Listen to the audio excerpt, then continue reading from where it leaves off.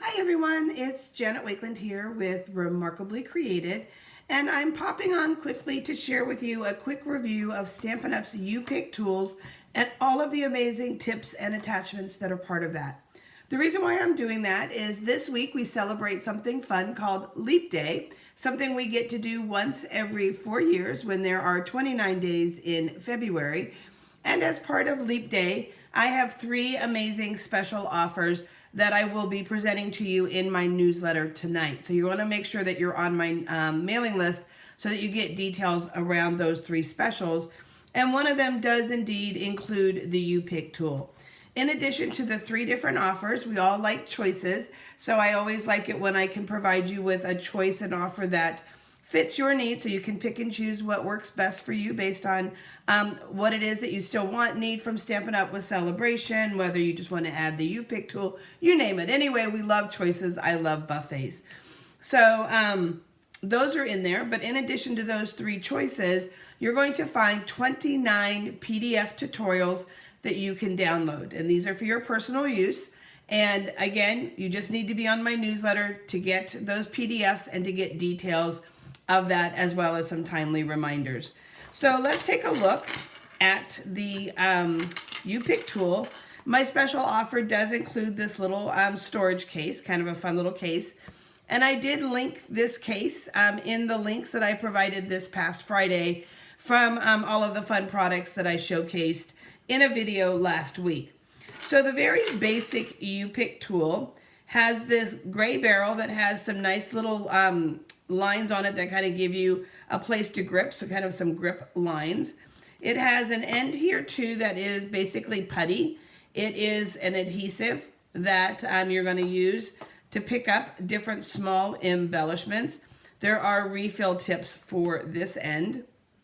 Then on the other end, you have this spatula tool, which is great for stirring and mixing your different like re-inker colors, stirring some re-inker into your embossing paste. It's also great for scooping up embellishments. You have a paper piercing point on this end so that you can go ahead and do some fun paper piercing. And then it also comes with this adapter here. So the original tool is this one here. And these are 2 different stylus tips. And I am going to give you some ideas with all of these in just a minute. I just wanted to show you the basic product first. Then this adapter here is a brush for your die cuts. It is one that goes on the end that the elements screw into. This side is threaded. So you're going to just simply put that in. And now you're going to be able to run this, and it does come with 2 foam mats over that die cut to help loosen up the die from the paper, as well as any of the smaller bits that need to pop out after die cutting. So that is an attachment there. And then with this new recent catalog, some of the elements that people are missing are these crafters tips. These are 3 new adapters that were just released. You have a rotary cutting tool, and it does sheath itself, so you can be protected. It's not super, super sharp, but sharp enough to cut paper, okay? So it does have that element where you can sheath those sharp edges. It has a hobby blade, and I do have a resource for refills if they ever dull on you, depending on how much you're using them. Then you have a really, really fine paper piercing tool. And then you have this end here that looks like you're going to be at the dentist, this dental pick tool. So let's talk a little bit about these different elements and what they can and they can't do. So that was an empty one that I had in there. So let's see if this one is full as we get started on this. So you're going to twist it down and start to release it. There's a little bit coming out. It's kind of a little bit of a blue putty. So let's start first with these ones. So you're going to have your project that you want to work on. So in this case, I'm just starting to make kind of a sherbet flavored peachy kind of ice cream with some caramel swirls. I have some different embellishments to show you how you might use the spatula end of this tool. So on elements that are self-adhesive, you can just simply get up under that and you can just pick up those pieces and start to lay them down where you would like them to be on your project. So just scooping them up very easily and laying them down. And that works with any of the embellishments that are on your self-adhesive sheets. Sometimes you're going to have loose embellishments. And what's nice about this, one of the ways that I like to do it, and of course there's always lots of different avenues and options. Everybody does things a little bit different. But I'm going to put just a little bit of liquid glue on my silicone mat. I'm going to use my U-pick tool, and let's just put a couple here on my glass mat. I want to pick them up so that the flat side is down. So I've got it on there. I'm going to just lightly tap that into the adhesive. And now I can put this where I want it to be. So let's do another one here. Let's flip that over and just tap it into the adhesive. And that way you don't have too big of a blob on your project or something like that. So it's really great for picking up those little pieces. Also, sometimes you'll have teeny tiny die cut pieces or whatever, and maybe you're like me and you don't have nice nails, or maybe you have fake nails which are a little thicker and sometimes hard to pick up those elements. This is also great for picking up all of those little tiny elements as well. The one tip with this that you always want to remember though is to keep this lid on tight so that that putty doesn't dry out. Then the other element that you have is you have this paper piercing tool. So let's move that aside. Let's put the lid on this so I don't accidentally spill it, because I would be the first to do something just like that. And let's just bring in a piece of paper and a ruler. And I'm just going to use this just to show you the different size holes. But you can also use this to go around a shape if you want to give, you know, like a little paper pierce look around a shape. If I wanted to, I could go ahead and paper pierce holes around my ice cream cone or around my ice cream. But I just want to show you the different size holes. So you're going to be able to do paper piercing. Use it with templates. You can use this with your stencils. You can use your dies as stencils. So this is a die here. Let's just put this down here for just a second. So I could just start to go around this outside edge, for example, if I wanted just those little, that paper stitched look. So if I hold that up, you can see that paper stitched look that I would have. If this was a stamped image, you can create that look. Now, before I show you the brush tip, just because I have it out here already, let me show you the comparison with the skinny little needle. Both this tool and the paper piercing tool are also great for poking ribbon through holes. So if you're trying to get that ribbon into a tiny little hole, this is good for that as well. But this is going to kind of give you that paper pierced look. So if I hold this up, can you see how much more finer these holes are? And then you have these holes. So that means that you could also alternate them, small, large, small, large. So that's this. And you always have a cover so that you don't have to worry about poking yourself. Okay, so let's take this end off. And while I have the die out here, let's bring in our foam mat. And I'm just going to bring this in to keep my surface clean so I don't end up with fiddly bits everywhere. For myself, personally, when I am working with this brush and busy die cuts, at my die cutting station, I have an aluminum pan. I'm going to sneeze, guys. Sorry about that. Oh, sorry. I am so sorry, guys. But I have an aluminum pan, just kind of like a narrow brownie pan, that I have my spongy mat that comes with this in. And that way, when I'm rolling across my die, all those bits can just kind of stay right in that tray. The powder tray, this is also a great use of your powder tray if you have a standard powder tray, because the mat fits perfectly in your standard powder tray as well too. And Stampin' Up! Has a powder tray that's part of their embossing suite. So let me just roll over this a few more times. And I picked a really detailed die on purpose just to kind of show you. When you work on the mat, it kind of grabs that paper and helps get that a little more. And then let's change this out. These just twist and lock.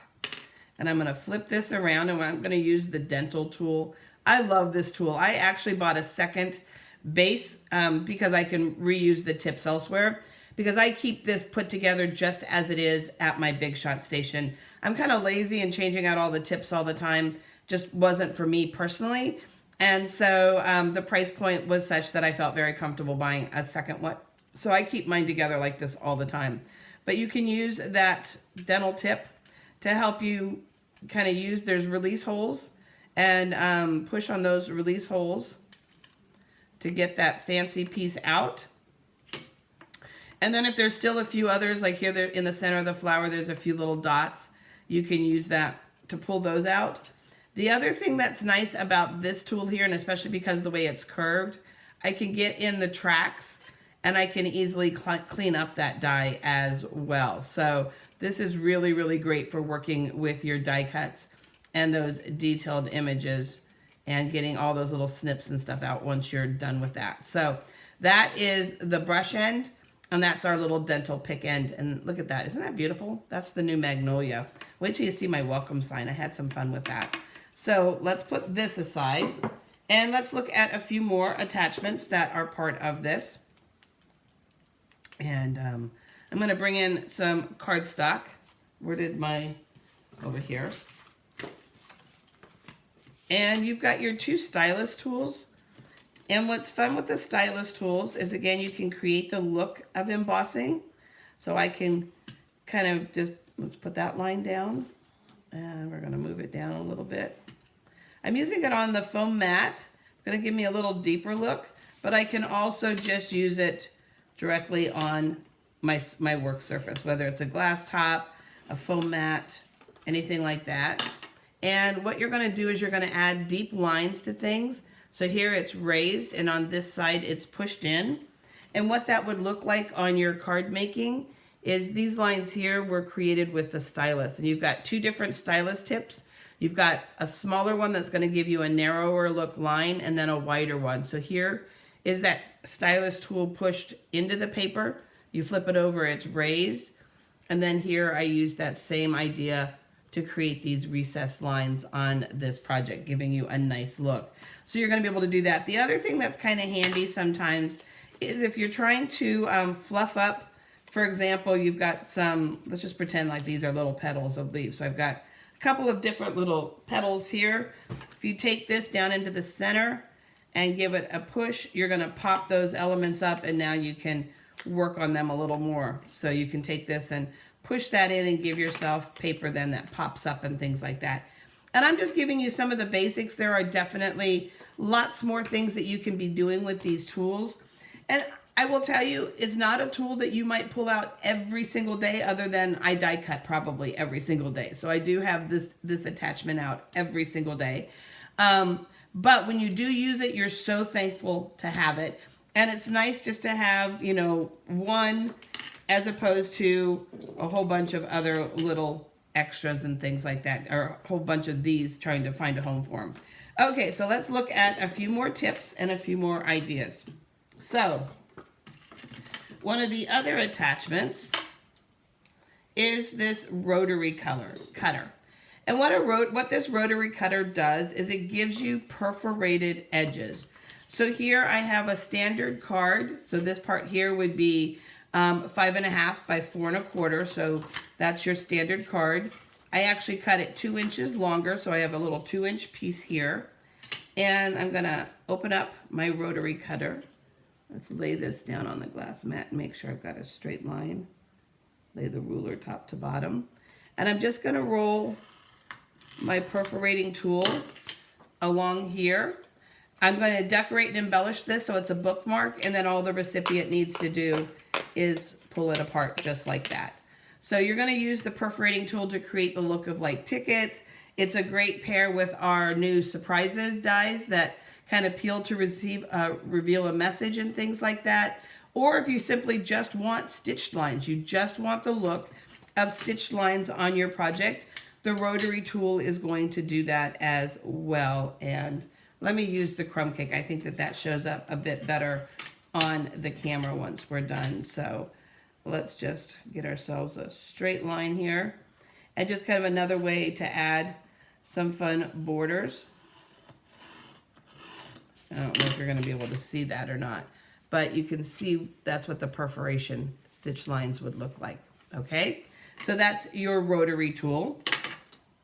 And then the other tip that I haven't showcased yet, let's cover this up, pull this out, is just a good old-fashioned hobby blade. This is something that I've always just been challenged with other than cutting straight lines, but I know some of you are really good at cutting shapes and being able to create fun borders and things like that with it. Being able to make some nice slits so that you can weave ribbon, cardstock in and out where those lines and those slits are. So this is just a good old-fashioned hobby blade, and the blades are replaceable. Stampin' Up! Carries the replacements for the putty tool. They do not, however, carry the replacement for the hobby blades, but they're easily found online at different craft and hobby stores as well. So you've got all of those fun tips. So let me bring them all back in here. And the email that's going out will explain to you exactly what is in that special offer, along with the 2 other choices that I have for you. And this and all the attachments will fit in the case.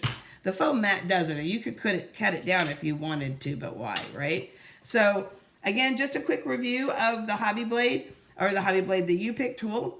If you have a fun way that you're using it, we grow by sharing with each other. So I would love to see your tips below of how you use the U-Pick tool. If I went over something too fast and you have questions about, please ask them below as well, and I can answer them for you.